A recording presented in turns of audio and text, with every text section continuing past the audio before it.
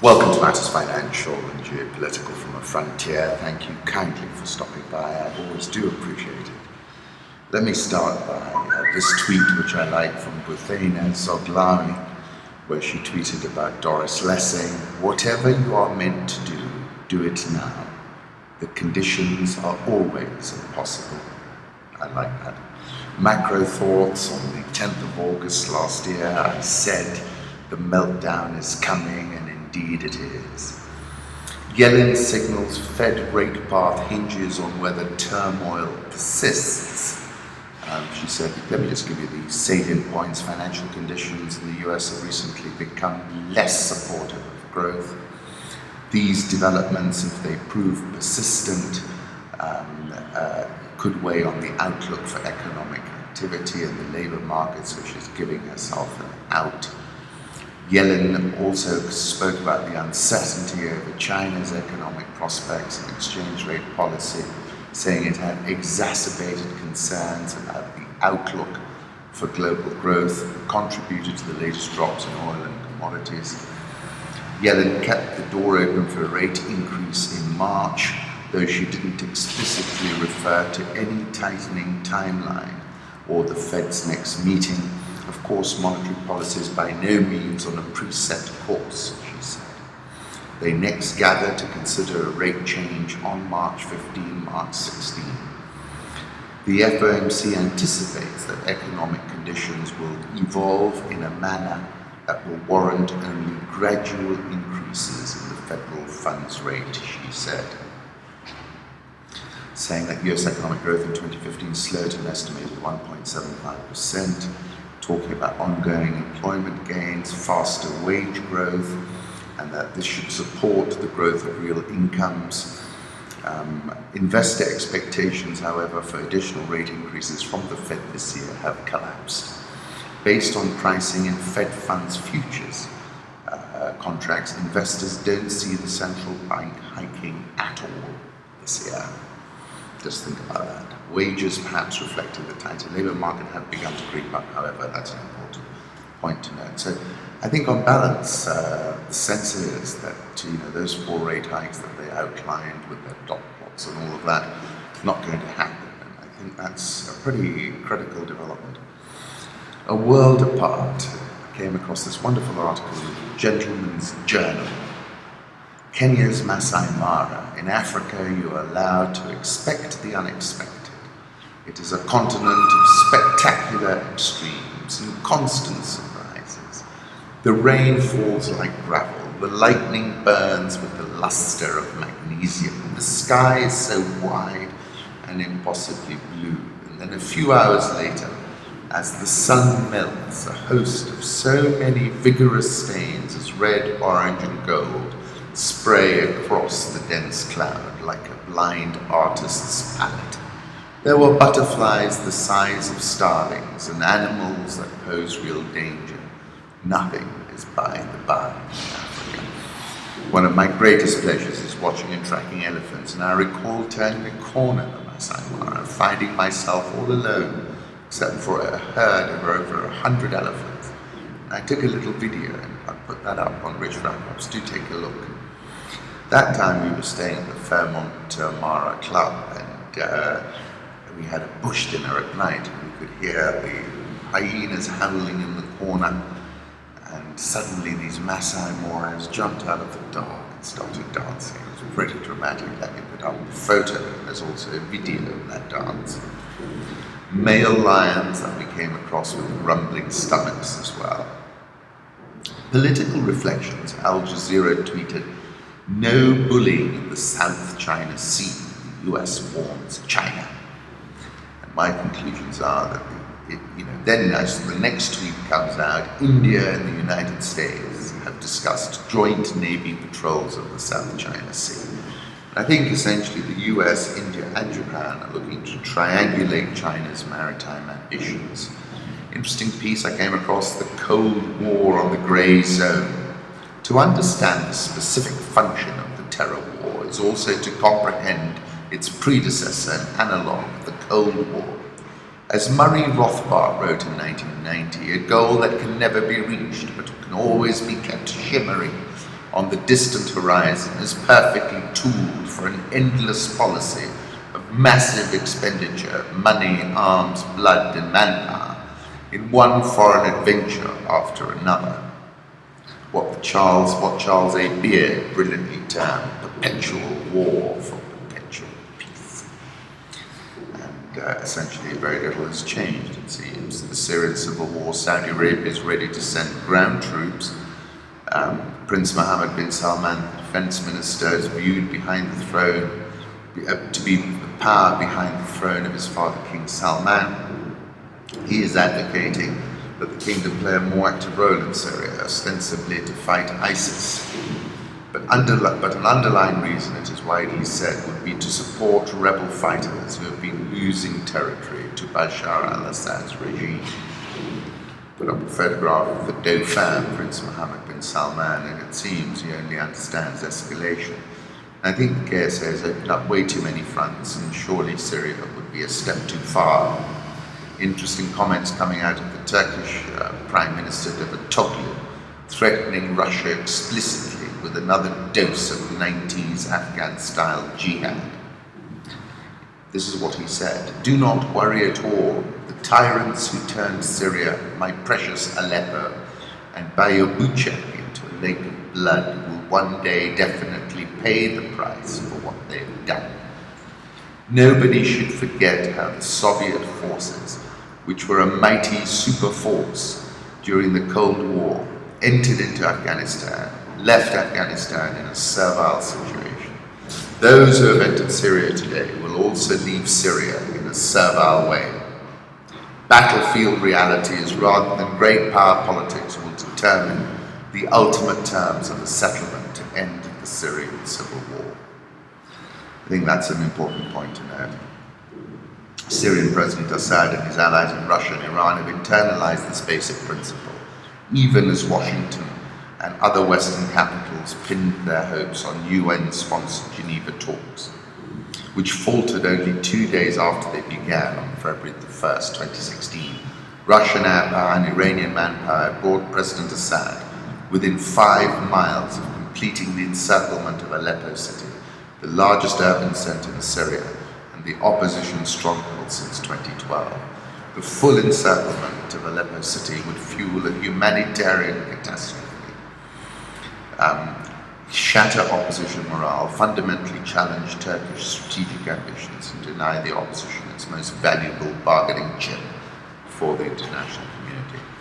That's a fact. But it looks very much like a fait accompli at this point in time, I think. Fresh cracks appeared in global markets on Thursday as investors sought the safety of the Japanese yen, gold, and top-rated bonds, while dumping US dollars on bets that the Federal Reserve could be done raising interest rates. Tokyo was absent, but it could not stop the dollar from hitting a 15-month low on the yen. It's now trading at 111.80, which is incredible. Gold, of course, burst through stops, 12.95. How low can central banks go? JP Morgan reckons way, way lower.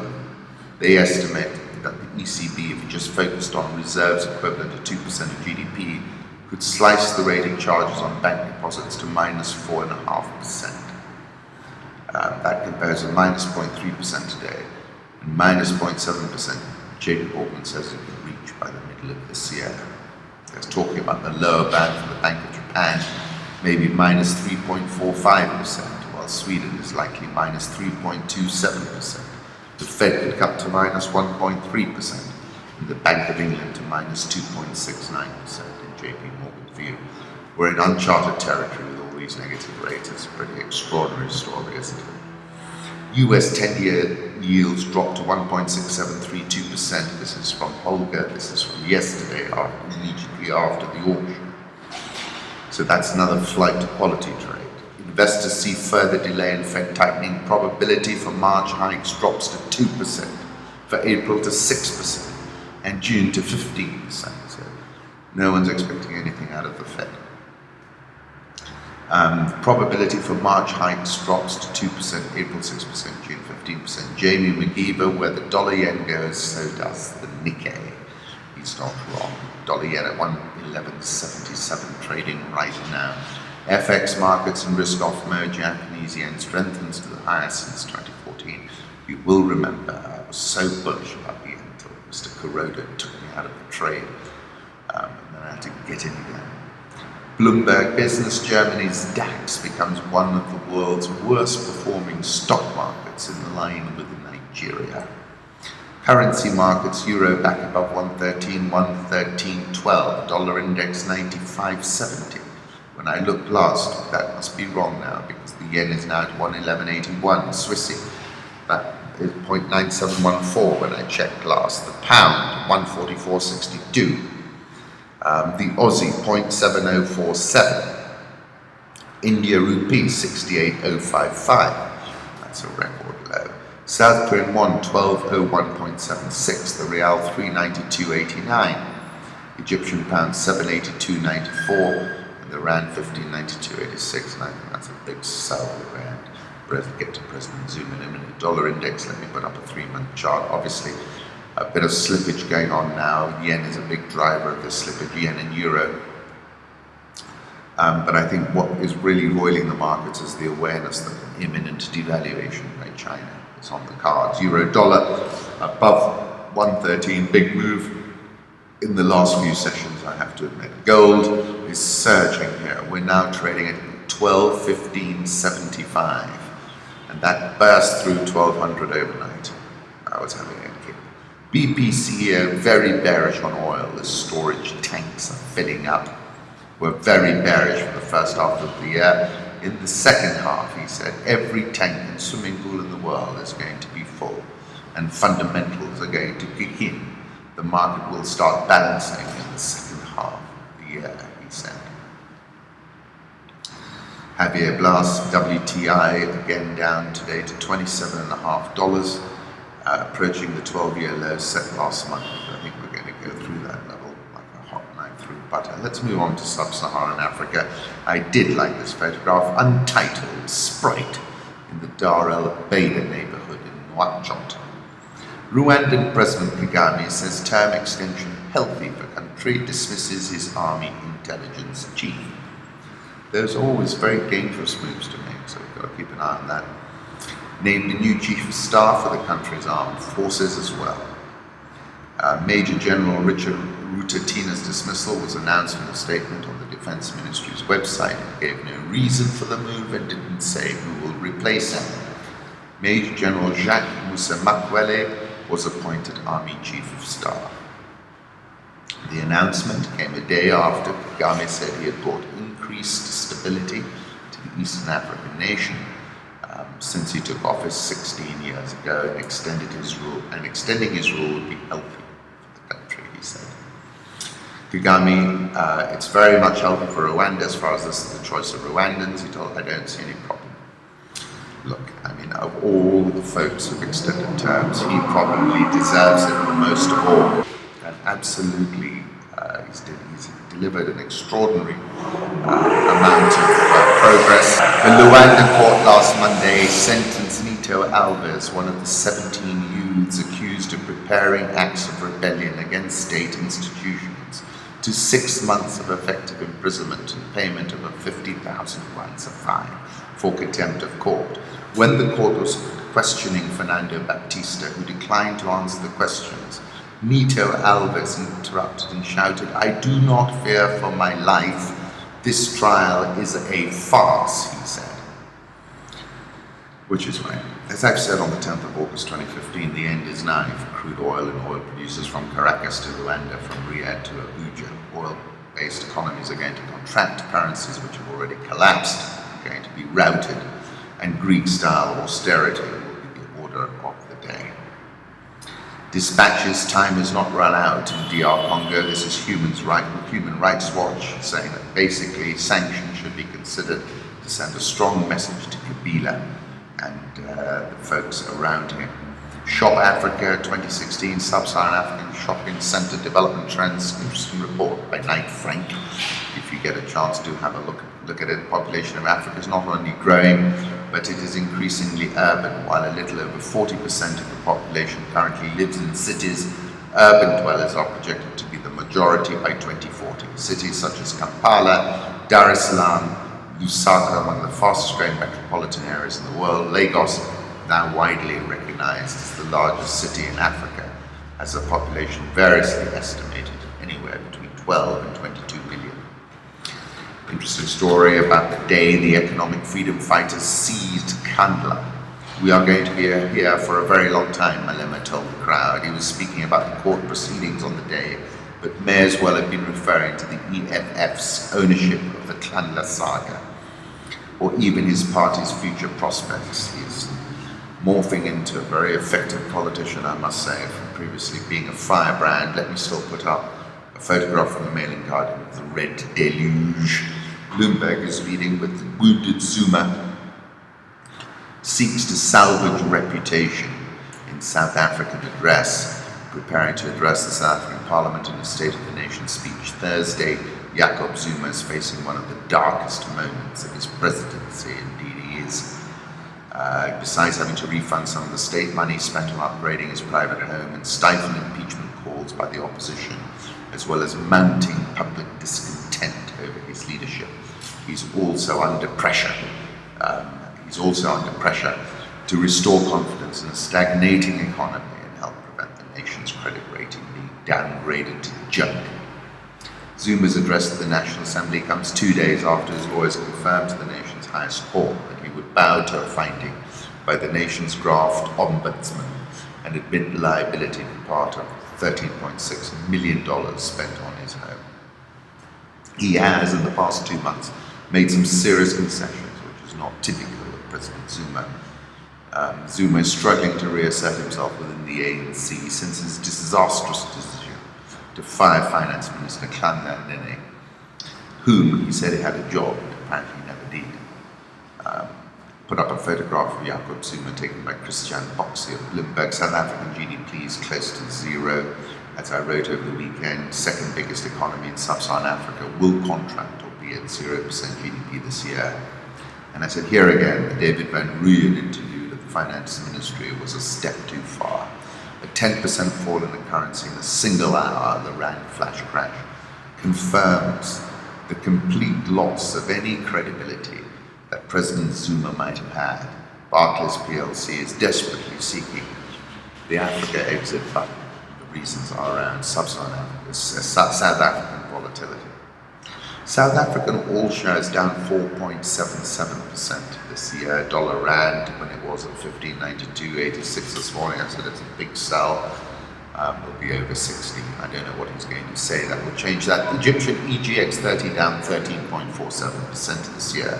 The forex situation is extremely tight in Nigeria, says Dangote Group Executive Director Deba Kumar Edwin. Well, I met in Nairobi once, but he says Dangote is already generating income in foreign exchange in Ethiopia, South Africa, Tanzania, Senegal, and Cameroon. Furthermore, we're also making finance arrangements through export credit agencies for the first time. Well, relying on Ethiopia is not probably the best idea because they don't have much FX, but they're going to have considerably more once they start exporting their electricity. Nigeria all share down 15.73% this year. Ghana Stock Exchange up 0.18% this year. As I wrote on the 8th of February, Kenya and East Africa on the up as the rest of sub-Saharan Africa slumps. For a while I've been saying that Kenya and East Africa looks like a bright star in what increasingly looks like a darkening sub-Saharan African sky. The shilling has been Teflon since October, and its performance is a signal in the noise, I said. With the exception of South Sudan, it's going to take decades for this leadership to get it, and Burundi, where the African Union blinked, this region is shining bright. Kenya is expected to post a 6% GDP handle in 2016, Tanzania 7% handle, Uganda around 5%, Ethiopia, even with the drought, probably 8%, and DR Congo somewhere around 9%. So I think that's part of the reasons I'm bullish. A major road linking Kenya and Ethiopia will be complete in 6 months. This is the road through Moyale. The shilling, once again, at a 5.5 month high, 101.80, call it the Teflon shilling. Nairobi all share down 3.31% year to date. NSC 20 down 2.49%. year to date. Thank you so much for stopping by.